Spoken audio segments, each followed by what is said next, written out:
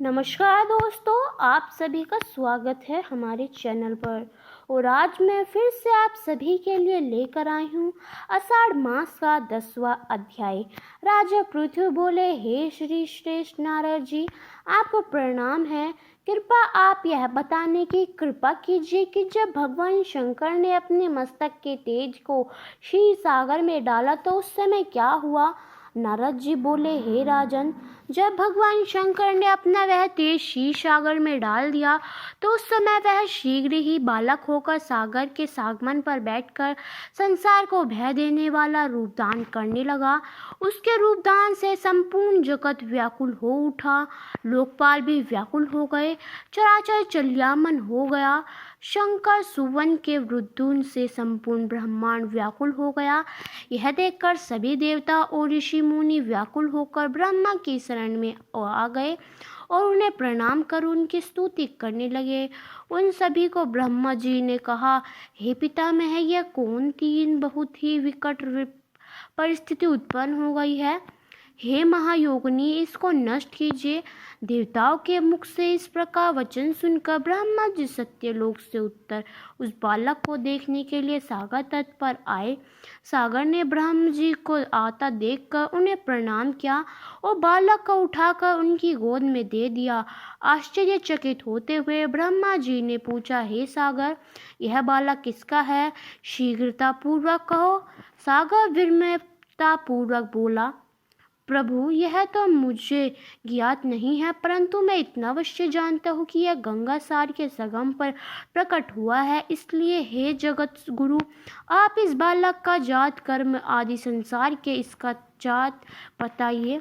नारद जी राजा पृथु से बोले, सागर ब्रह्मा जी के गले में हाथ डालकर बार बार उनका आकर्षण कर रहा था। फिर तो उसने ब्रह्मा जी का गला इतनी जोर से पकड़ लिया कि उससे पीड़ित होकर ब्रह्मा जी की आंखों से अश्रु टपकने लगे।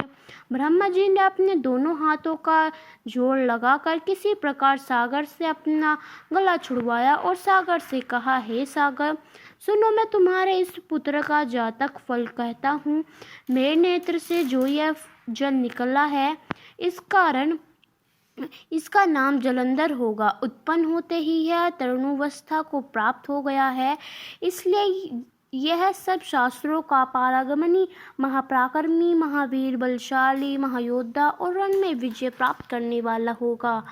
यह बालक सभी दैत्यों का अधिपति होगा। यह किसी से भी पराजित न होने वाला तथा भगवान विष्णु को भी जीतने वाला होगा। भगवान शंकर को छोड़कर यह सब अव्यय होगा। जहाँ से इसकी उत्पत्ति हुई है, यह वहीं जाएगा। इसकी पत्नी बड़ी प्रतिव्रता, सौभाग्यभाव, शनिनी, सुंदरी, परम मनोहर, मधुरवाणी बोलने वाली तथा शीलवान होगी। सागर से इस प्रकार कहकर ब्रह्मा जी ने शुकाचार्य को बुलाया और उनके हाथ से बालक का राज्याभिषेक कराकर स्वयं अंतर्धानी हो गए। बालक को देखकर सागर की प्रसन्नता की सीमा न रही। वह हर्षित मन से घर आ गया। फिर सागर में उस बालक का लालन पोषण कर उसको पुष्ट किया। फिर कौलमनी नामक असुर को बुलाकर वृंदा नामक कन्या से विधि पूर्वक उसका विवाह करा दिया। उस विवाह में बहुत ब्रज उत्सव हुआ। श्री शुक्राचार्य के प्रभाव से पत्नी सहित जलंधर दैत्यों का राजा हो गया। तो ये था हमारा आषाढ़ मास का 10वां अध्याय। आपको कैसा लगा हमें कमेंट कर जरूर बताएं और अंत तक हमारे साथ बने रहने के लिए आप सभी का बहुत बहुत धन्यवाद।